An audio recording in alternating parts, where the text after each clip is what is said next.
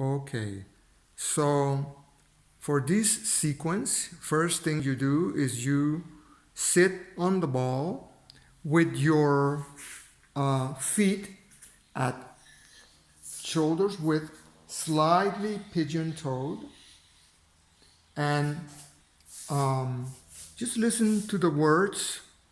You have this video to check uh, the aspects of the movement as we go through. So start by looking straight ahead into the horizon while you sit on the ball.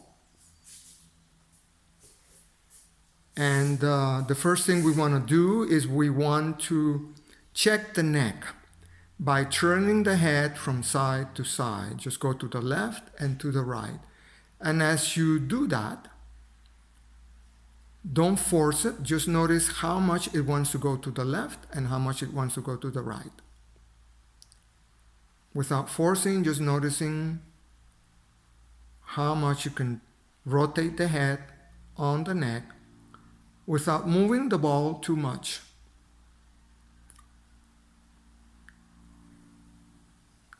Then you can hold the head on the side that you can rotate more easily. Just hold it there in that position. And as you do that, feel the space between the two shoulder joints, between the rotator cuff on the left and the rotator cuff on the right. So you just become aware of that space in between the two shoulder joints. And we just hold that for maybe 20, 30 seconds. And you breathe in and out. And now just turn the head again from side to side. Just noticing the changes. So now, what I want you to do is to bring your head back to the horizon, looking at one point,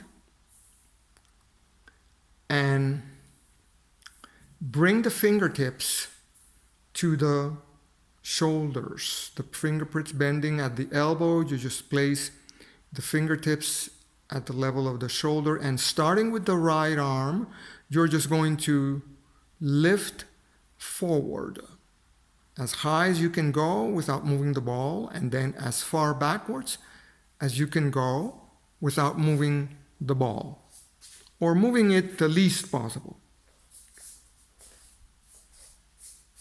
Forward and backwards.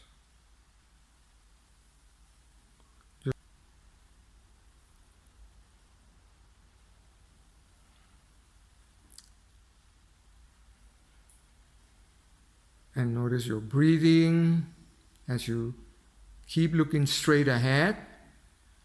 Now bring that to a stop. And now, starting with the right elbow, move the elbow to the side as high as you can. And then bring it down and just repeat that movement. Moving the elbow up and down on the right side. Up, just notice what stops the movement and how do you feel. Remember not to force anything. Just notice when the arm doesn't want to go any higher, you stop and then you come back.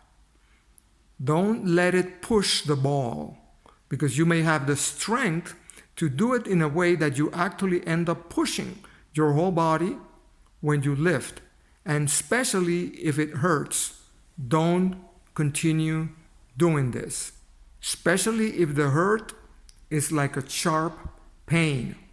If it's not sharp, it's not too much of a problem. But if it's really sharp, then stop. Now do the other side. Lift the elbow up to the side and then down. So by now you probably have an idea of the range that you have with each side. And you may notice that one side you're quite comfortable lifting up, or one side you can lift a lot more than the other side. So now you're going to do one up and the other one down. And listen to what the joint is telling you. How far can I go on each side? And don't try to overdo that. Just remember that by doing less, eventually you will be able to do more.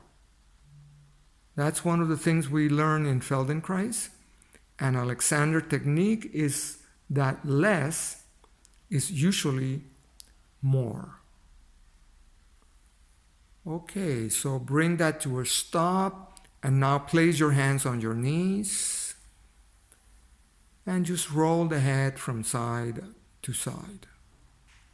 Looking to the left and looking to the right.